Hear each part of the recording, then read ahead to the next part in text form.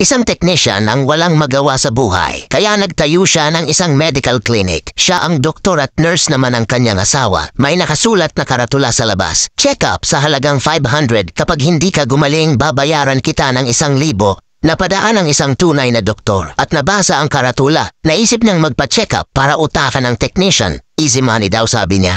Doktor, magpapacheck up ako. Nawalan ako ng panlasa. Technician, nurse, kunin mo sa box 22 ang gamot at patakan mo ng 3 beses sa bibig ang pasyente. Doktor, gasolina to ah. Technician, congrats! Bumalik na ang panlasa mo. 500 lang ang bayad doon. Nainis ang doktor dahil nautakan siya. Kaya naisipan niyang bumalik makalipas ang ilang araw para bawiin ang pera niya. Doktor, magpapacheck up ako. Madalas na ako makalimot at wala nang matandaan kahit na ano. Technician, nurse, kunin mo sa box 22 ang gamot at ipatak mo ng 3 beses sa bibig ng pasyente. Doktor, teka lang, ito yung binigay mo sa akin nung nakaraan. Gasolina to eh. Technician, congrats! Bumalik na ang alaala mo. 500 lang ang bayad para dyan. Galit na umalis ang doktor dahil nautakan na naman siya. Kaya bumalik ulit siya makalipas ang ilang araw. Doktor, magpapacheck up ako. Malabo na paningin ko at hindi na ako nakakakita ng kahit ano. Technician, wala akong gamot para dyan. Ito ang 1,000. Doktor, 500 pesos lang to ah. Technician, congrats! Malinaw na ang mata mo. 500 lang ang bayad para dyan.